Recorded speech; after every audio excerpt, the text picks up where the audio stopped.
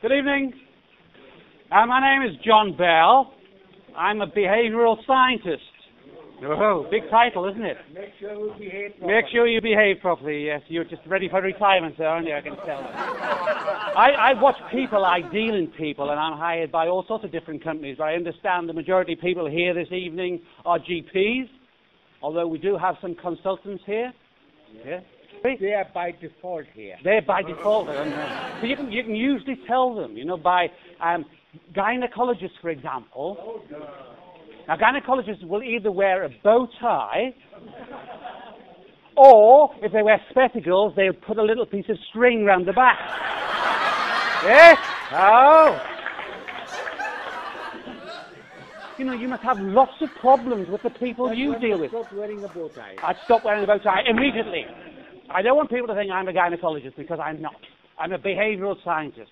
But I am prepared to talk about your patients, about strange behavior perhaps. Is there anything you ever wondered about your patients, what they do, why they do it?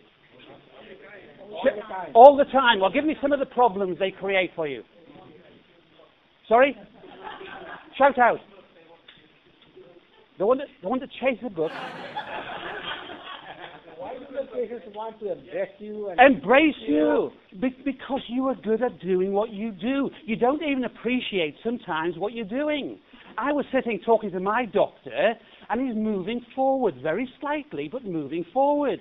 And I'm thinking, what's he doing? What is he doing? He was communicating to me non-verbally, saying, John, this is confidential. Yeah. So I feel as if I want to talk to him. And one of the reasons you're not good at time management, shall I tell you? Because you're too nice.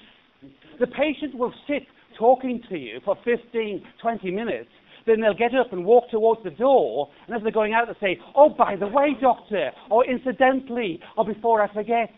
That's when you need to prick your ears up, because now they're going to tell you the real reason they've come to see you. And the best people are retiring, tragically. Not yet. Not yet. Not yet. But what are you replacing them with? What? You're paying these people £100,000 apparently. No, not 100,000. No. 200,000 for a GP. I was invited to speak at a medical school. They said, couldn't you come in and talk about difficult and aggressive patients? I said, I've written a book on it. They said, oh, that's great. I wanted to get over to these new medical students that criminal damage, that can be violence too. And I said, it's not just the people. I said, it's been going on for centuries. I said, for example, who brought down the walls of Jericho? This young lad stuck his hand up and says, Doctor, yes, Dr. Thompson. He said, it wasn't me. I thought he was winding me up. All the other guys look at him. I was disgusted. I went to see his tutor. I said, I just asked you, Dr. Thompson, who brought down the walls of Jericho? And he says, it wasn't me. His tutor says, I've known that guy for 3 months now. If he said he didn't do it, I think he didn't do it. I was absolutely gobsmacked. I want the chief executive of the trust.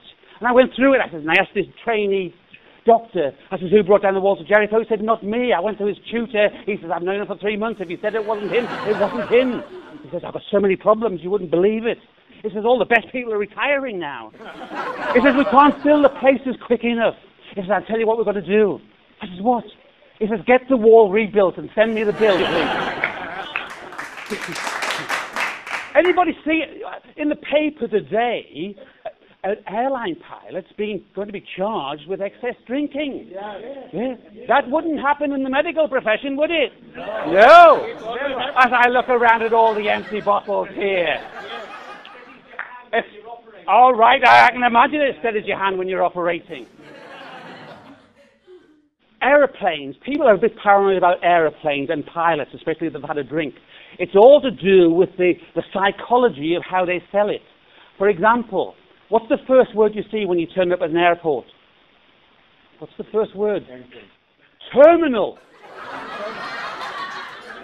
Who chose that word, terminal? Yeah, that's just winding people up. And the young lady that sits behind that desk, they are trained to wind you up, and you must not become wound up. Could anybody have put anything into this bag without you knowing? Now you're thinking, if I didn't know, how would I know? But you can't say that because you upset them. So you say no. She said, how many bags would you like to check in? I said, 2. I said, can you send 1 to Manchester and 1 to Madrid airport? She says, that's not possible, sir. I said, well, it was last week.